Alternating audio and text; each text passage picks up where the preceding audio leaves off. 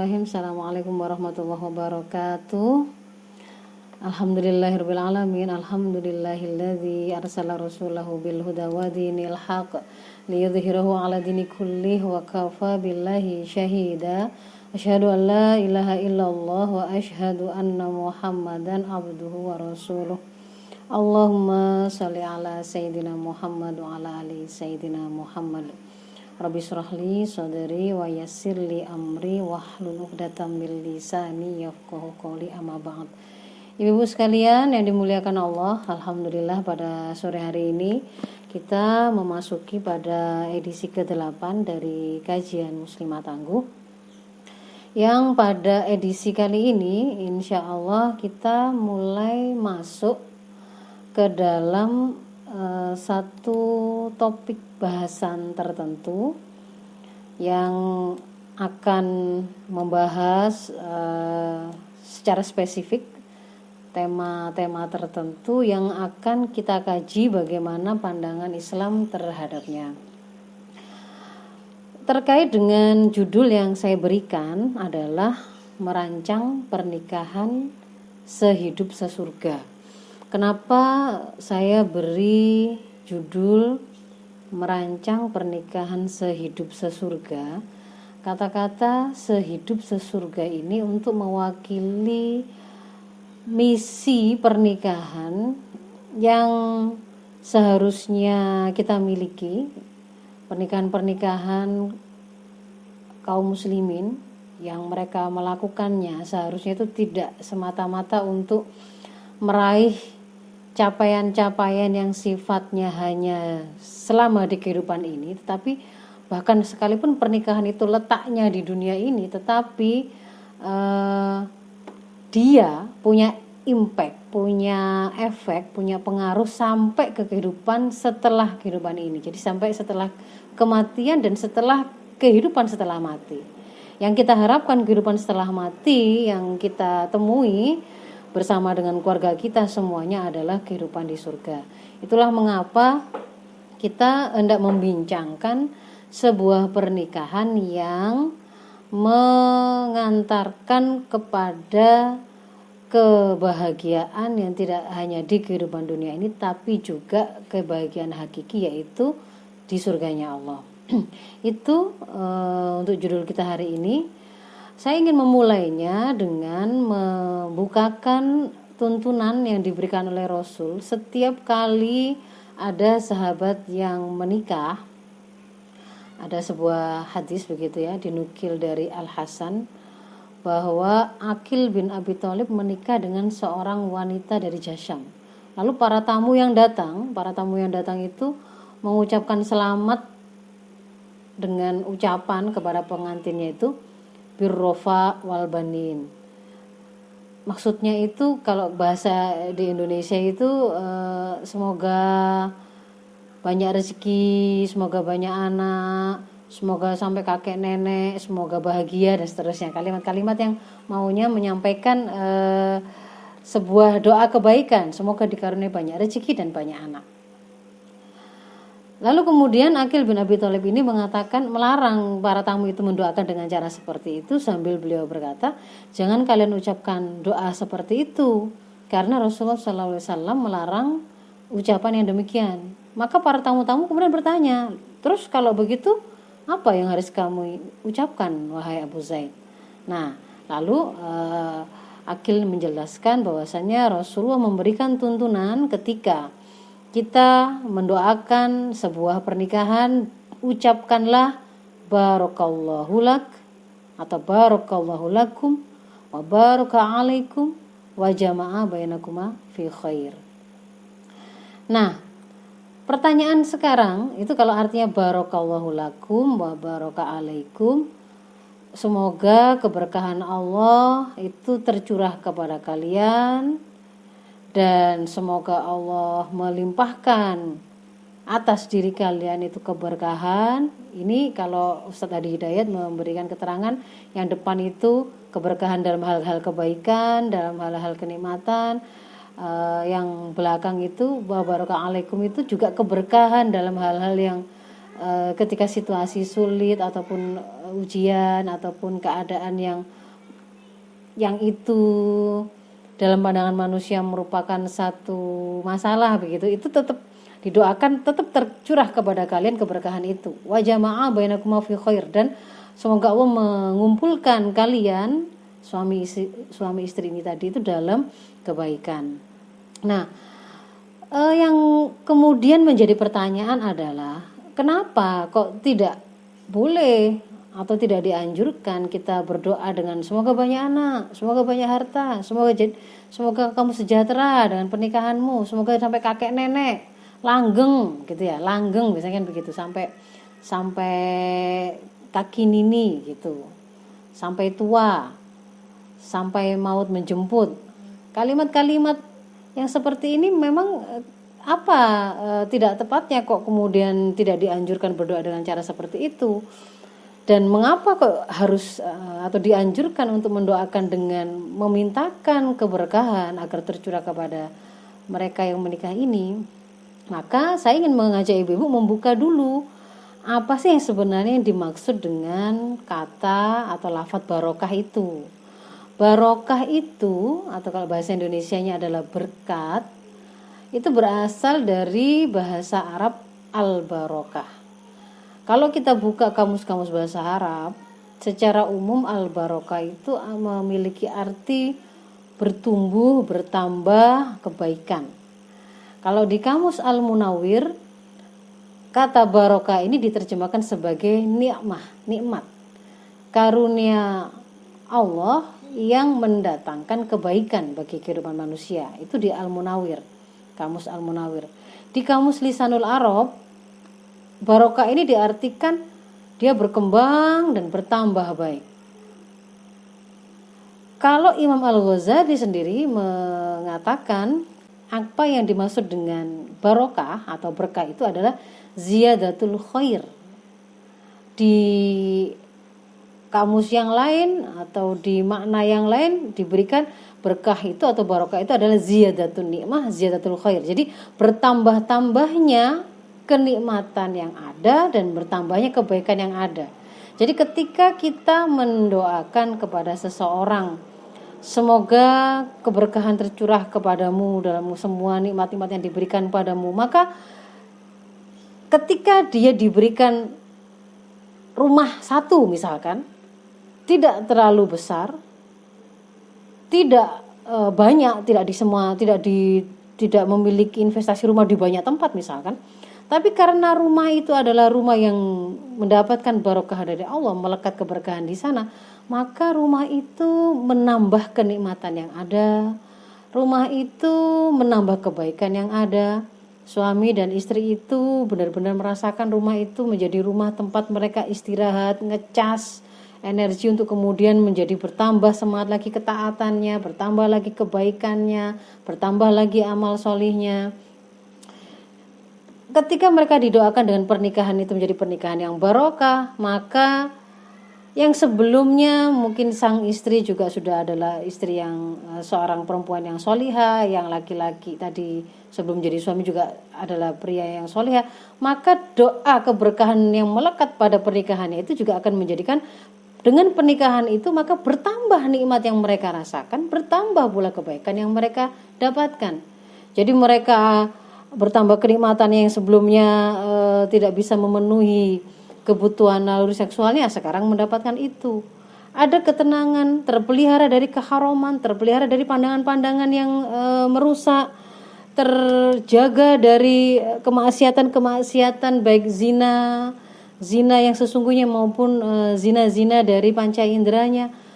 Kemudian dari pernikahan itu bertambah lagi kebaikan, lahir anak-anak solih-solihah yang ternyata kemudian karena keberkahannya bahkan dia kemudian menjadi pemimpin satu negeri yang akan membangkitkan mereka, yang akan mewujudkan keadilan, atau dia menjadi ulama yang menjadi rujukan, penegak kebaikan, menjadi amal solih yang terus-menerus mengalir untuk orang tuanya. Jadi yang dimaksud dengan bertambah kebaikan dan kenikmatan itu seperti itu, nambah terus, nambah.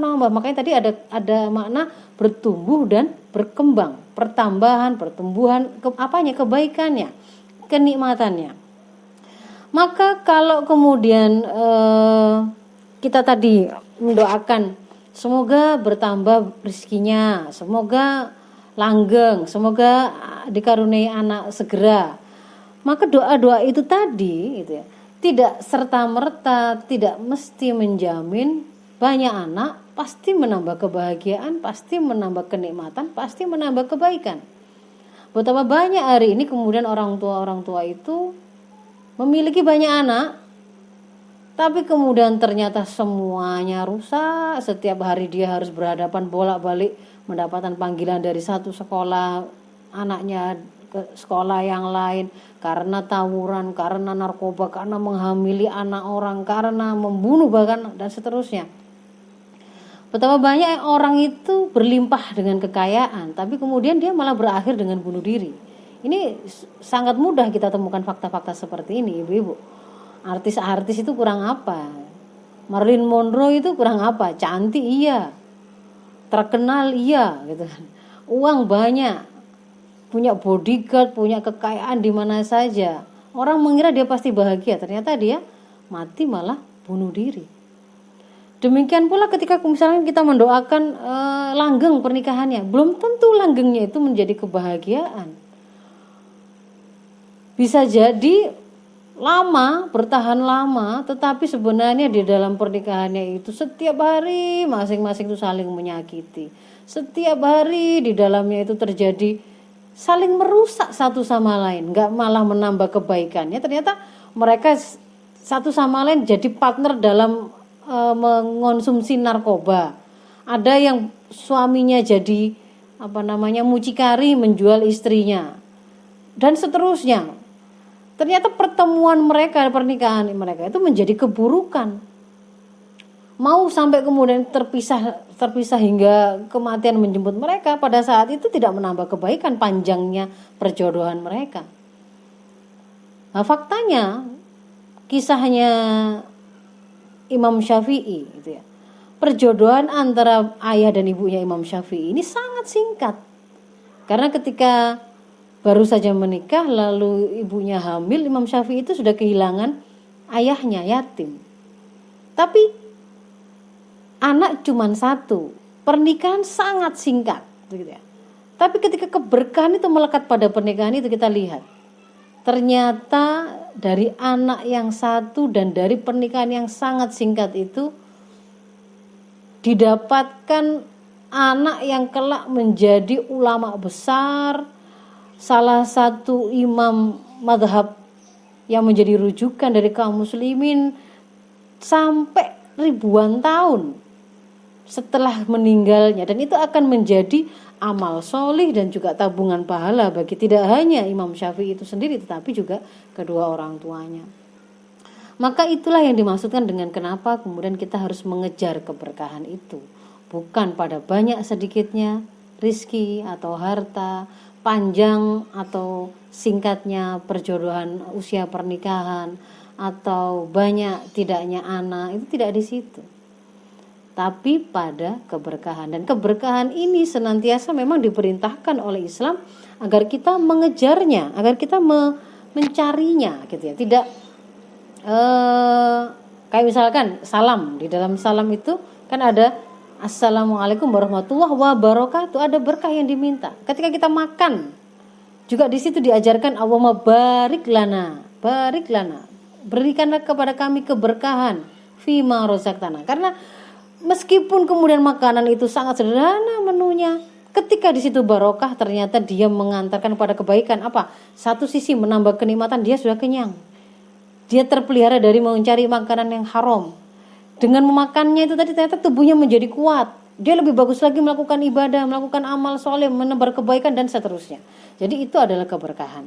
Nah, keberkahan ini sendiri, kalau kemudian pertanyaan saya lanjutkan, bagaimana cara mendapatkannya? Termasuk keberkahan pada pernikahan ini, bagaimana cara mendapatkannya? Ibu-ibu silakan buka nanti di dalam surat Al-A'raf ayat 96. Di sana Allah berfirman, A'udzubillahi minasyaitonirrajim. Walau anna ahlal qura amanu wattaqau lafatahna 'alaihim barakatim minas sama'i wal ard walakin kadzabu fa akhadnahum bima kanu yaksibun. Jikalau penduduk negeri itu amanu wattaqau, beriman dan bertakwa, la fatahna, ada lam takkidnya, niscaya kami akan bukakan, curahkan kepada mereka itu barokatin, bentuknya jamak, barokah yang banyak, keberkahan yang banyak, minas sama wal ard, dari langit dan bumi. Jadi Allah di sini menunjukkan bahwa ternyata keberkahan itu akan Allah curahkan atau Allah berikan ketika di sana ada iman dan ada takwa yang dijadikan sebagai pijakan dan rambu-rambu. Kalau kita bicara bagaimana supaya sebuah negeri itu terasa berkahnya, jadi kalau nanam tanaman di tanah ya muncul tanaman-tanaman yang kualitasnya bagus, akan mengenyangkan penduduknya, akan menguatkan kualitas mereka, menyehatkan mereka. Kalau turun air hujan itu juga akan menyuburkan tanah-tanah yang mati, bukan menjadi banjir. Kalau kemudian digali tanah itu akan muncul minyak, bukan lumpur, begitu ya, dan seterusnya. Jadi kebaikan yang turun, yang keluar itu, bukan kemudian apa-apa yang kemudian ternyata malah mengatakan kepada kerusakan. Nah, kalau kemudian satu negeri dia akan didatangkan oleh Allah keberkahan seperti itu, bertambah kebaikan, kenikmatan yang diberikan kepada mereka kalau mereka mengatur negeri itu dengan sandaran iman, karena mereka sadar bahwa dia adalah hamba Allah, hidup dengan misi penciptaan, mengabdi kepada Allah dengan menjalankan seluruh aturan-aturan Allah dalam seluruh episode kehidupan, dan karenanya kemudian dia menjadikan ketakwaan itu sebagai sifat yang melekat pada dirinya, maka pada saat itu negeri itu akan barokah. Demikian juga kalau pada level pernikahan, berarti mulai dari awal supaya pernikahan ini menjadi pernikahan yang barokah, maka dia harus satu sandarannya, fondasinya iman.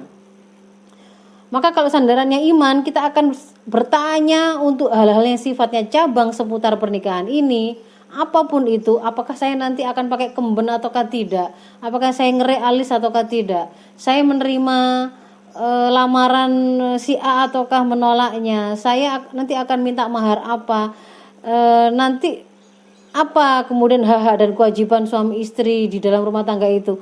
Semuanya akan kita sandarkan kepada bagaimana iman kita memerintahkan kita mencari tahu. Iman kita memerintahkan agar kita menjadikan ketakwaan kepada Allah sebagai rambu-rambunya.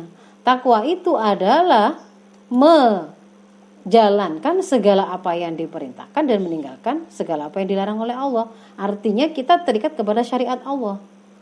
Terikat kepada syariat Allah dalam seluruh hukum yang berkaitan dengan pernikahan itu.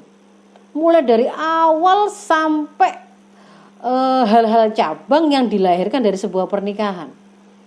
Maka semua pihak yang terkait dengan keluarga tersebut, semua pihak yang terlibat atau masuk melaksanakan hukum-hukum pernikahan itu wajib menjadikan syariat Allah tentang bagaimana menjalankan pernikahan itu sebagai rambu-rambu dan mengikat semua pihak yang terlibat tadi dalam semua prosesnya. Yang dimaksud dengan semua prosesnya itu seperti apa? Hari ini mungkin bisa jadi saya ngambil penjelasan secara umumnya dulu, nanti kita akan detilkan satu persatu pada kesempatan yang lain. Ada beberapa tuntunan syariah seputar pernikahan itu banyak ibu-ibu, mulai dari awal niat menikah apa. Karena ternyata ada yang menikah itu untuk membayar utang, ada yang menikah itu untuk mengangkat status sosial, ada yang menikah itu untuk mendapatkan harta atau warisan. Kan ada orang cowoknya muda, dia menikahi nenek-nenek kaya, nanti habis itu dia memang sengaja niat, nanti dibuatlah skenario supaya kemudian nenek-nenek itu segera dijemput maut, lalu dia mewarisi kekayaannya misalkan. Ada tidak begitu itu kan, bisa jadi ada, dan faktanya kan beberapa kali juga kita mendengar ada kejadian seperti itu di tengah masyarakat. Maka mulai dari niat menikah ada tuntunannya, bahwa menikah ini adalah bagian dari ibadah. Ini harus benar-benar difahami bahwa menikah itu bukan sekedar atau semata-mata interaksi sosial sesuai kesepakatan. Karena nanti para feminis itu hati-hati, mereka juga melakukan sebuah serangan, berusaha melepas pernikahan ini dari keterikatan dia kepada hukum syara. Sudahlah, pernikahan itu interaksi sosial. Jadi nggak usah pakai dihubung-hubungkan dengan syariat. Supaya apa? Supaya ndak harus ada di situ mahram, supaya ndak harus ada di situ wali. Kalau perempuan menikah harus ada walinya. Feminis maunya, kalau laki-laki bisa menikahkan dirinya, ya dia juga bisa menikahkan dirinya.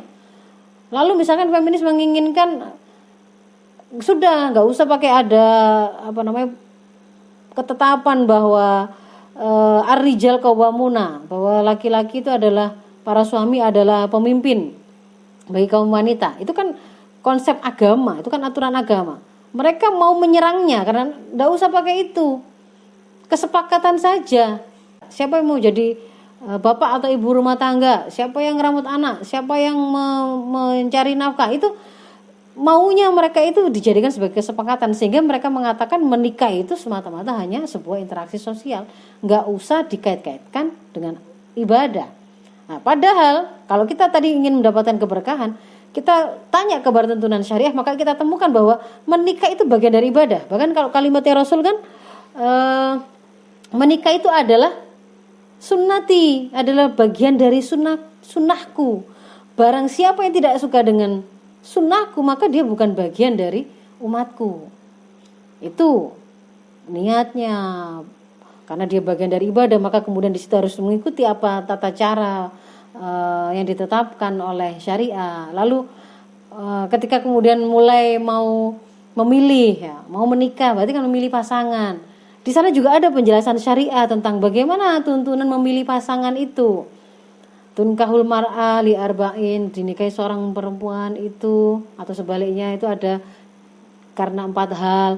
Bisa karena malnya atau hartanya, bisa karena kecantikannya, bisa karena ketinggian nasabnya, bisa karena agamanya. Tapi kemudian di belakang dari hadis itu dikatakan fadfar bidini taribat yadak. Kamu pilihlah karena agamanya, maka di situ ada sebuah jaminan, maka niscaya kamu akan beruntung.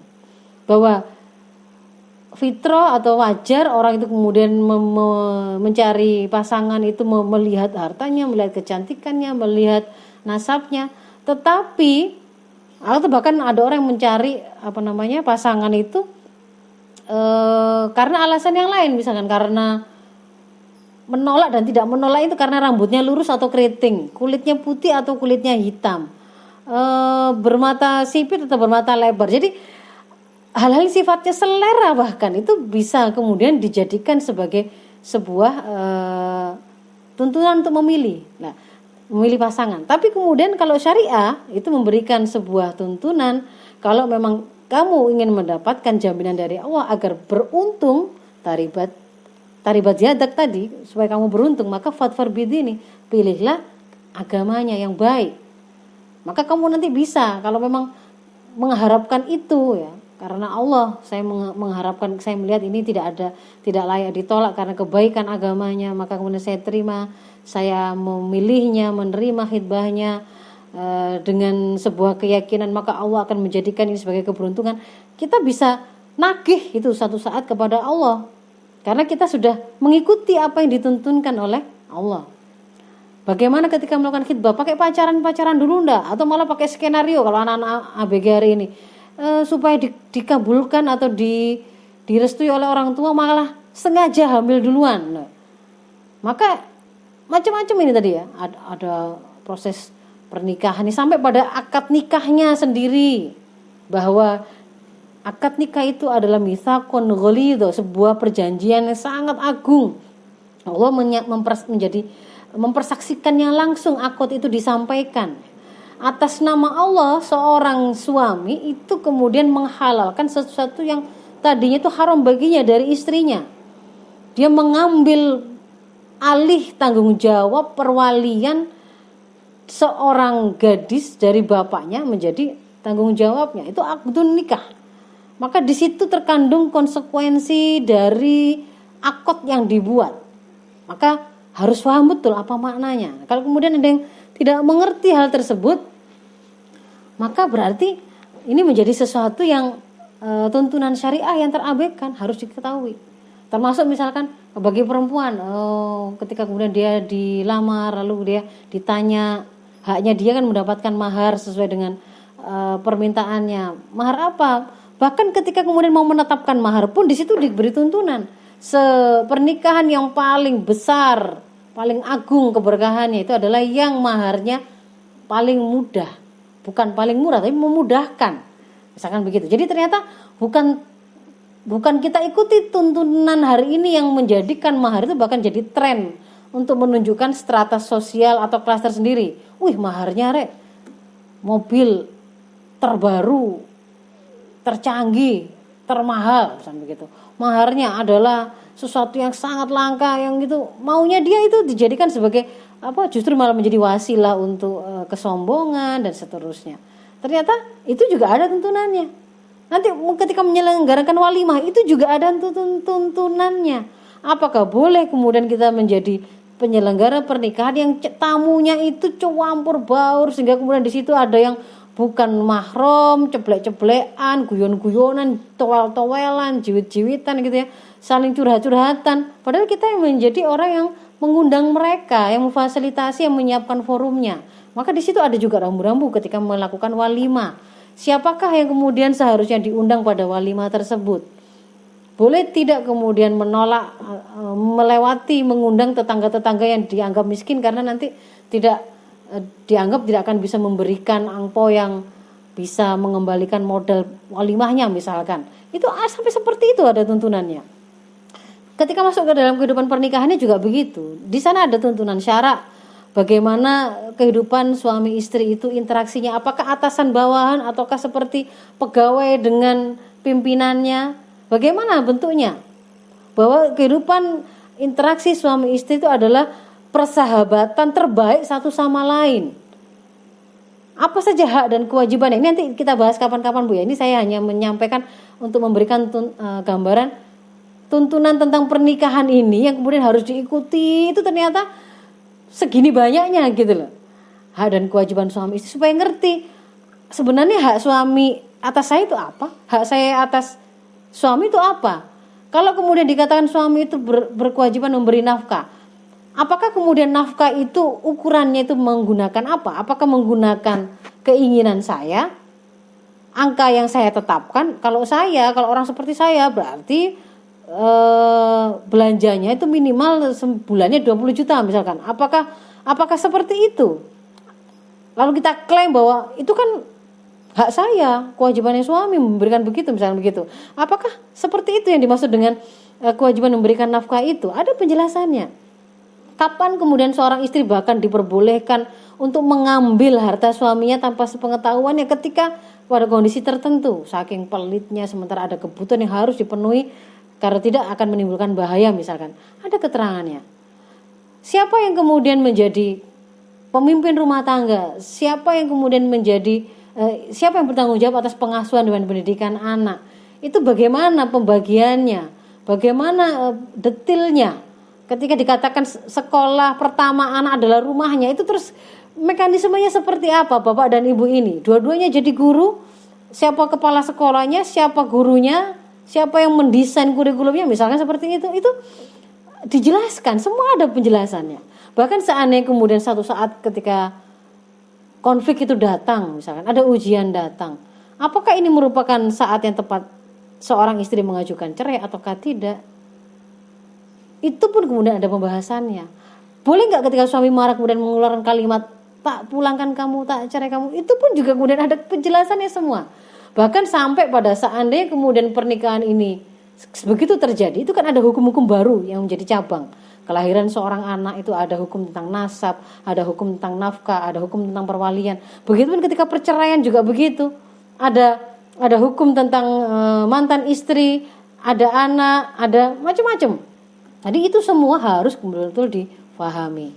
Nah, kalau kemudian sebagai penutup ibu-ibu, saya ingin menyampaikan bahwa pernikahan itu memang ibarat sering kan kita mendengar seperti kita menaiki nakoda gitu kan, kapal.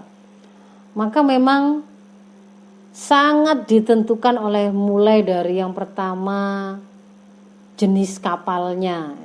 Apakah mereka memulai itu dengan kapal yang kuat? Ada yang sejak awal dia memulai itu bangunan kapalnya itu kokoh. Masing-masing itu sudah berilmu, sudah menguasai apa yang dibutuhkan untuk dia beramal, menjalani pernikahan, memulai pernikahan, mempertahankan pernikahan itu tadi. Mereka sudah memulainya dengan sebuah kekokohan gitu. Tapi ada yang masih compang-camping, nggak ada persiapan sama sekali, sehingga dia ibaratnya kapal itu mungkin itu hanya semacam getek atau perahu kecil. Ada yang memulai itu sudah dengan lubang-lubang, ada kemaksiatan sebelumnya yang sudah dia lakukan di masa lalu yang itu berimplikasi pada masa hari ini. Nah, kapalnya lalu juga dipengaruhi oleh nakoda kapalnya. Siapa pemimpinnya?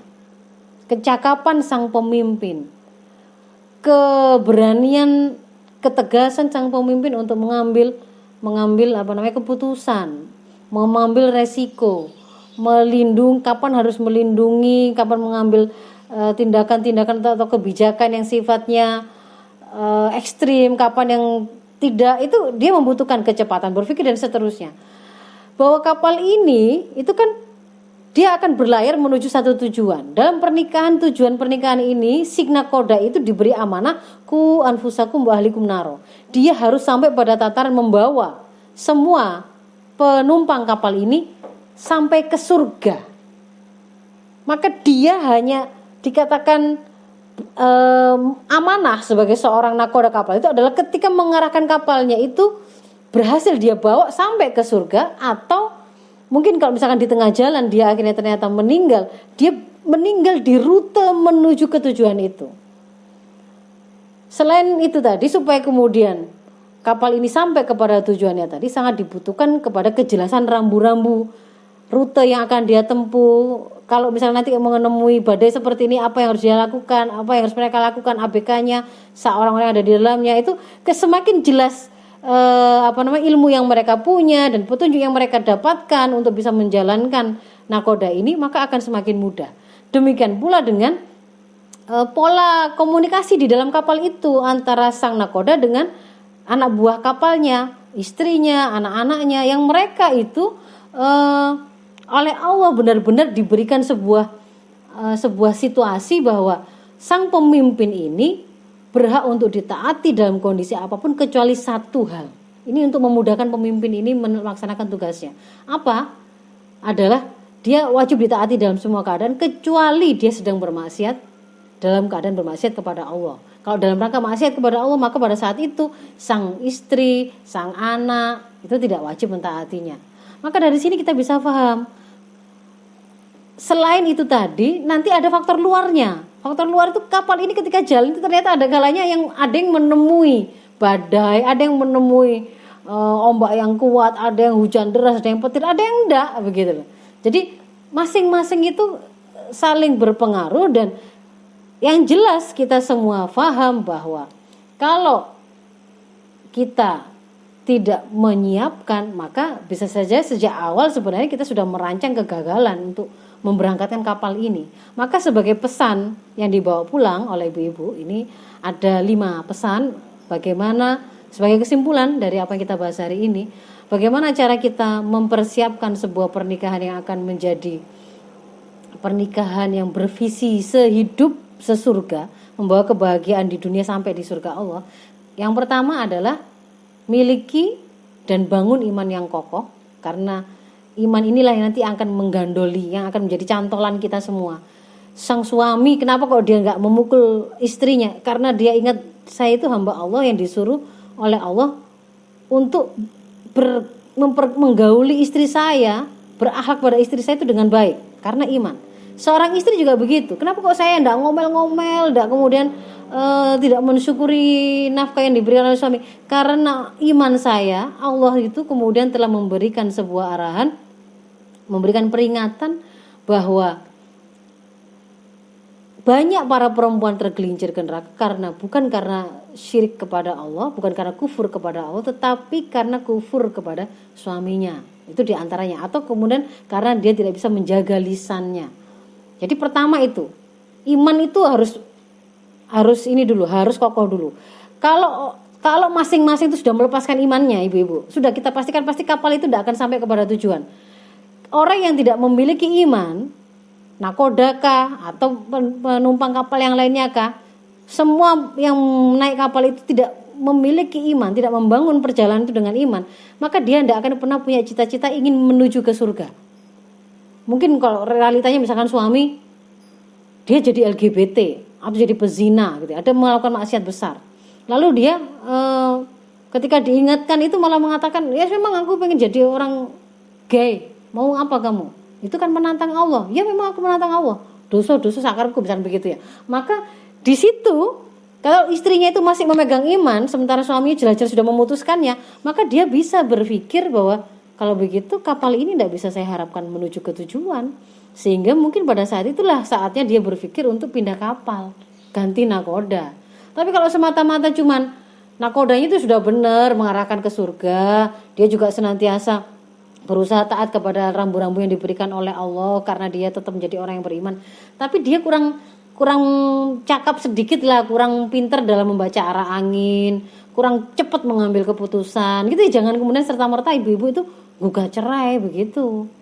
Jadi pastikan paham mana kondisi yang itu mengharuskan dia ganti kapal, pindah kapal, ganti nakoda. Kapan yang kemudian dia harus bersabar di situ? Apalagi misalnya dia yang memiliki kemampuan sebagai seorang sahabat dari suami itu, dia memiliki kemampuan untuk membantu suami tadi yang nggak pati ngerti arah angin gitu, membaca rasi bintang dan seterusnya misalkan. Silakan dibantu di situ. Itu yang pertama adalah miliki atau bangun iman yang kokoh. Yang kedua, jadikan iman tadi sebagai pondasi. Lalu yang ketiga, miliki visi pernikahan yang benar. Visi pernikahan yang benar itu adalah karena dia bagian dari ibadah kita kepada Allah. Tujuan akhirnya adalah meraih ridha Allah dan surganya. Lalu yang keempat, senantiasa berusaha untuk masing-masing itu tunduk istiqomah menjadikan syariah sebagai rambu-rambu. Jadi kalau ada konflik, kalau ada apa-apa, bukan apa kataku, apa katamu, tapi apa kata syariah mengatur hal ini. Lalu yang terakhir, masing-masing punya komitmen untuk selalu memperbaiki kualitas dirinya. Bukan sekedar kualitas pemahaman ya Bu ya, sampai pada skill menjalani rumah tangga juga perlu. Skill parenting, skill melakukan pelayanan kepada suami, skill masak dan seterusnya. Saya kira itu ibu-ibu yang bisa saya sampaikan. Mohon maaf semoga tidak terasa panjang karena tidak melihat tampilannya ibu-ibu.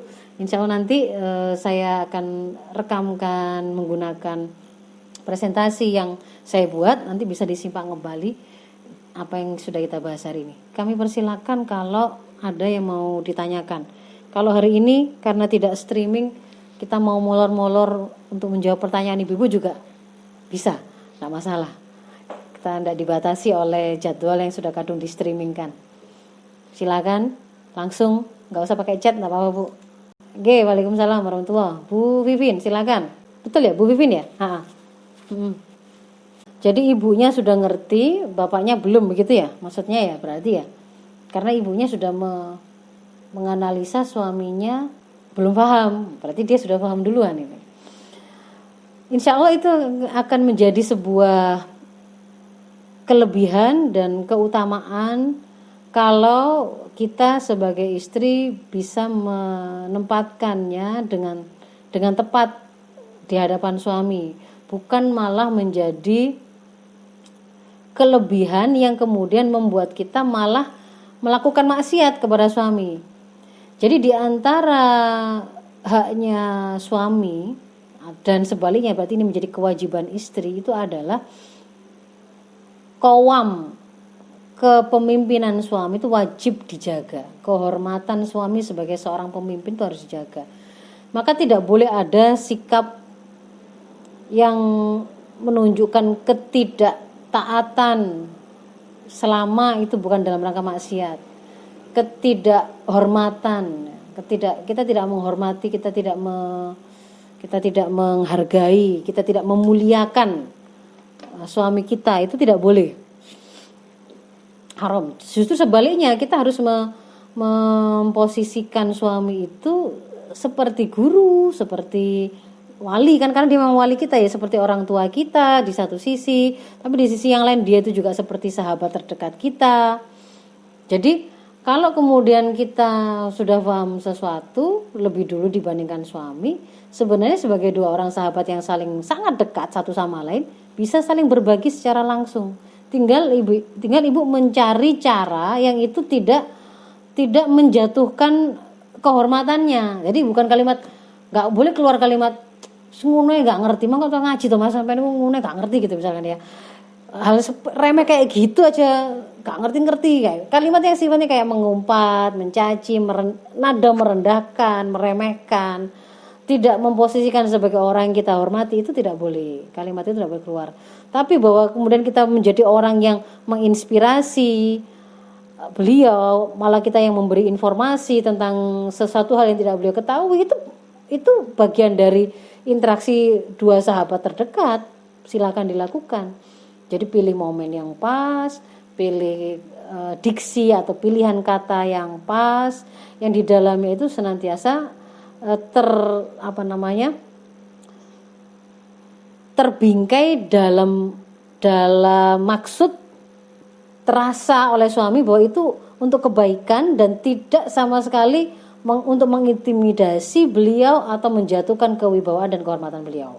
Itu. Jadi nanti kalau perlu, seandainya kemudian kita, meskipun kita sudah tahu lebih dahulu supaya kemudian beliau itu juga tidak merasa berat memulai kalau harus sendirian, mau ngaji bareng di rumah gitu ya, sekeluarga mendatangkan guru, ibunya meskipun sudah bisa ikut belajar lagi, itu juga nggak apa-apa, seperti itu contohnya misalkan. Begitu Bu Vivin. Oke, alhamdulillah. Wa iyaki. Yang lain ibu-ibu silakan kalau ada. Waalaikumsalam warahmatullahi wabarakatuh. Bu Agustina. Ya Bu, terima kasih Bu Agustina. Bisa dipahami. Jadi itu contoh di antara ketika sebuah nakoda atau kapal yang sejak awal mau dipakai berangkat itu sudah bukan nakoda atau kapal yang kokoh ya, yang sudah sejak awal itu memang sangat potensial untuk kemudian mungkin gagal berlayar atau nggak jadi berangkat karena ada banyak hal yang tidak dipenuhi di situ. Tidak disadari bahwa ternyata kapalnya itu banyak bolong-bolongnya. Di antara bolong-bolongnya yang saya maksudkan dalam hal ini dan itu nampak adalah pemahaman yang dimiliki oleh suami dan istri, bahkan sampai pada tataran orang tua dari mereka yang menikah itu tidak tahu hukum pernikahan dan hukum-hukum seputar pernikahan itu. Posisi istri bagi suami itu seperti apa? Ketaatannya itu seperti apa? Ketika kemudian berhadapan, ketaatan itu dipertentangkan antara taat pada ibu ataukah kepada suaminya bagi seorang istri, maka siapa yang harus diprioritaskan? Itu ada sebenarnya penjelasannya.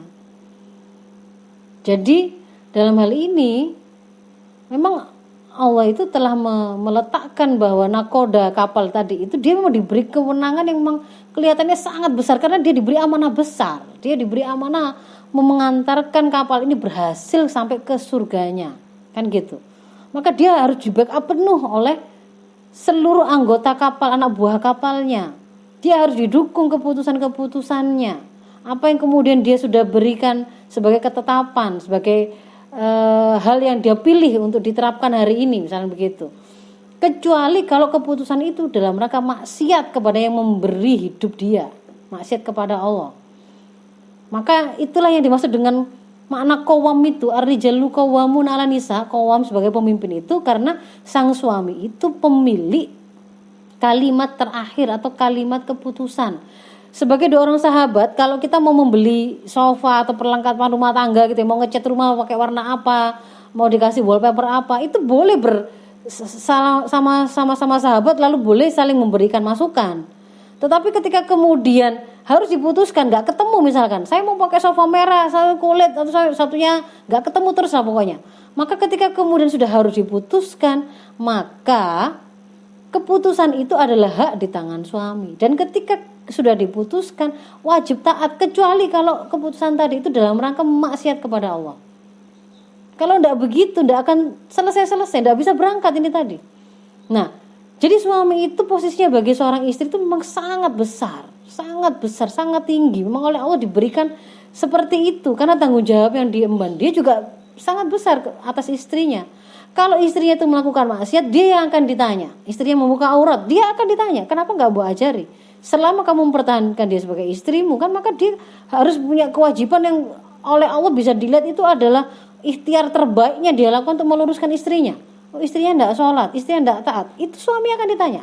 Tetapi kalau suaminya yang melakukan maksiat, istri cuma punya kewajiban melakukan amar ma'ruf nahi munkar, melakukan mengingatkan. Begitu sudah dilakukan, nggak kemudian selama dia masih melakukan kesalahan istri berdosa, enggak, karena bukan tanggung jawabnya, cuman punya kewajiban pengingatan. Jadi memang Allah meletakkan para suami itu memiliki posisi yang sangat tinggi karena besarnya tanggung jawab yang dia punya. Makanya kan sampai hadis itu memberikan sebuah perumpamaan, seandainya saja ada dibolehkan makhluk sujud pada makhluk yang lain, itu kan Rasul mengatakan, niscaya aku perintahkan para istri itu sujud pada suaminya. Itu untuk menunjukkan memang oleh Allah para suami ini tuh diberikan posisi seperti itu, karena dia punya kewajiban memastikan istrinya itu terjaga kehormatannya, terpelihara dari hal-hal yang merusak, mendapatkan perlakuan baik, terpenuhi kebutuhan jasmani dan rohaninya. Itu semua itu tertimpa kepada dia sebagai seorang qawwam tadi. Nah, karena itulah kemudian sebenarnya ketika sudah menikah, maka orang pertama yang paling berhak untuk ditaati oleh istri itu adalah suaminya, bukan ibunya kalau bagi seorang istri. Jadi setelah Allah, Rasul, suaminya. Kalau para suami, manusia yang memiliki hak tertinggi untuk ditaati setelah Allah dan Rasulnya adalah ibunya. Maka kalau suami itu berhadapan antara mau mengikuti ibunya atau istrinya, maka seharusnya dia mendahulukan apa yang menjadi kebutuhan ibunya. Tetapi di situ ada kewajiban dia untuk menjaga perlakuan ma'ruf baik kepada istri maupun ibunya, kan? Gimana caranya supaya ini nggak kemudian menjadi konflik, crash. Nah, kalau kemudian dia sendiri itu tidak punya, ibaratnya tangannya terputus untuk mau melakukan konsolidasi dengan istrinya, kita gimana ya strateginya supaya ibu itu setuju, supaya ibu itu begini sama kita.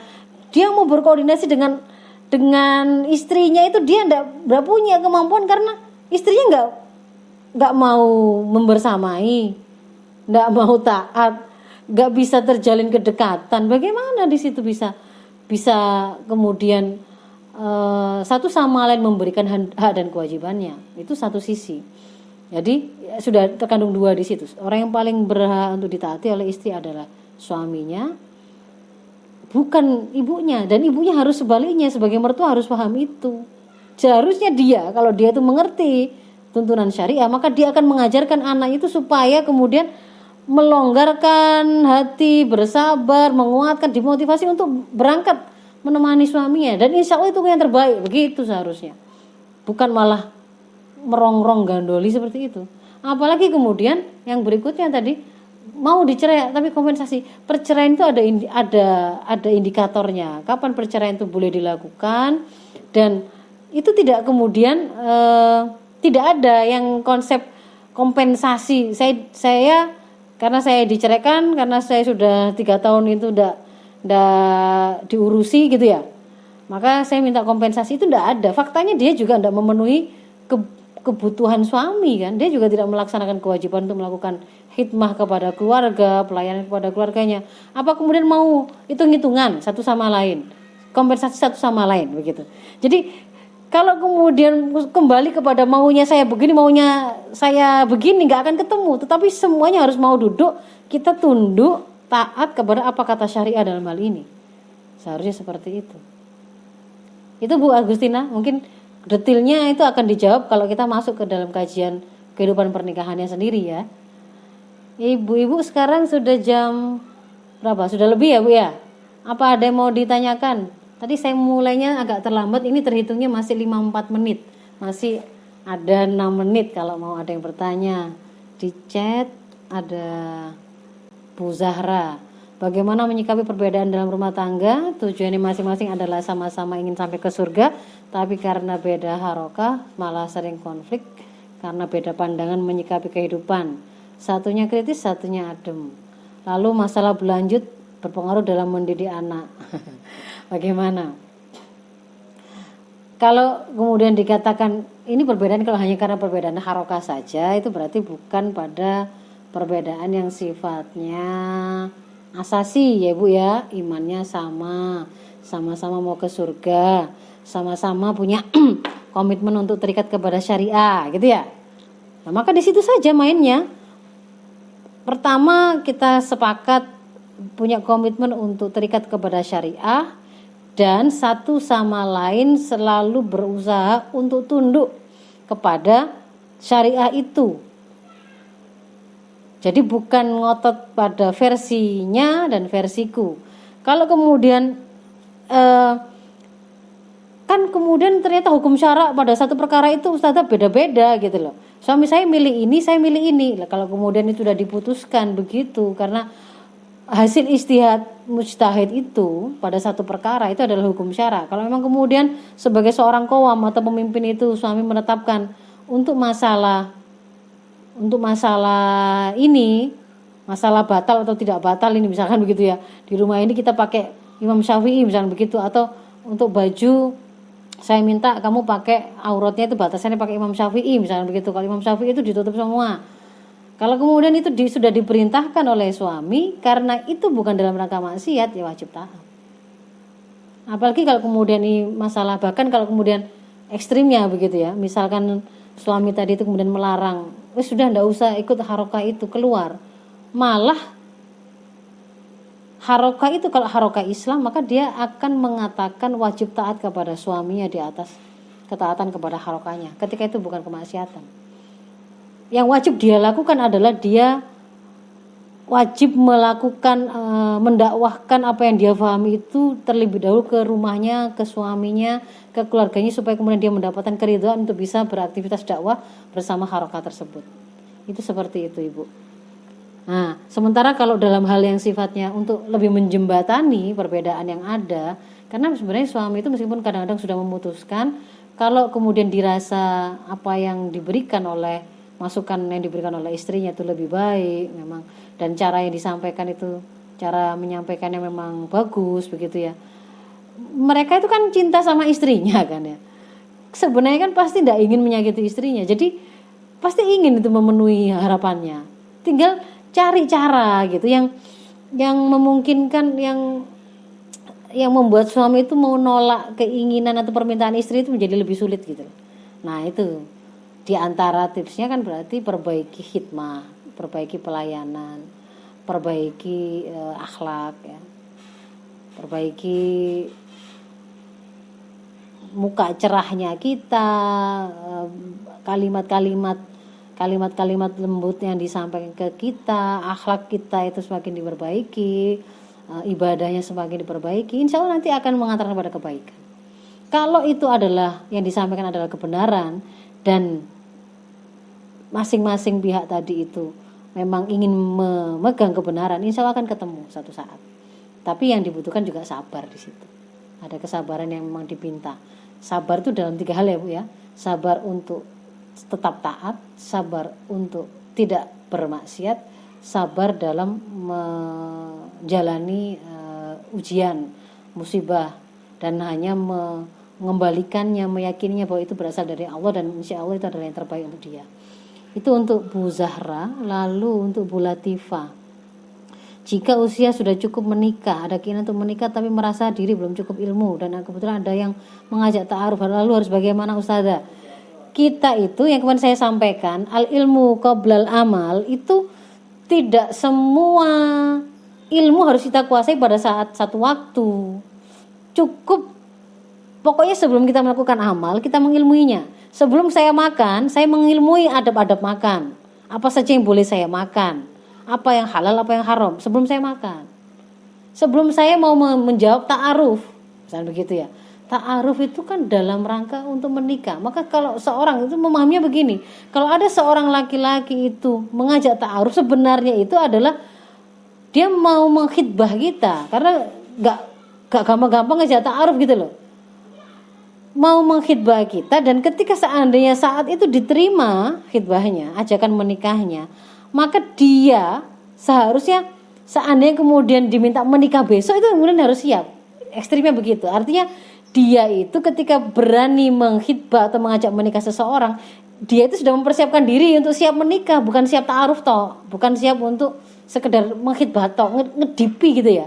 Atau apa namanya bahasa Indonesianya ya. Saya khawatir Bu Agustina nggak ngerti bahasa Jawa. Bukan sekedar ini saya, pokoknya saya apa?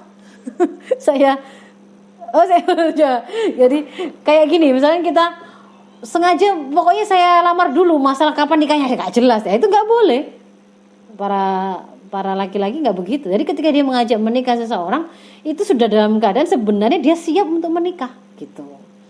Nah, sama dengan ini yang kemudian mau menerima khitbah atau memikirkan khitbah tadi, ada yang mengajak ta'aruf tadi, itu kan sebenarnya ada yang mau mengajak khitbah, itu mengajak menikah. Maka sebelum Anda menjawab, Anda pastikan dulu dalam waktu dekat Anda memiliki kesiapan yang sama enggak dengan sang khotib tadi, sang pengkhitbah tadi dalam hal mau beramal menikah. Kalau sejak sekarang pun Anda itu tidak punya pikiran, kayaknya saya tidak pengen menikah dalam 1-3 tahun ini, misalkan begitu.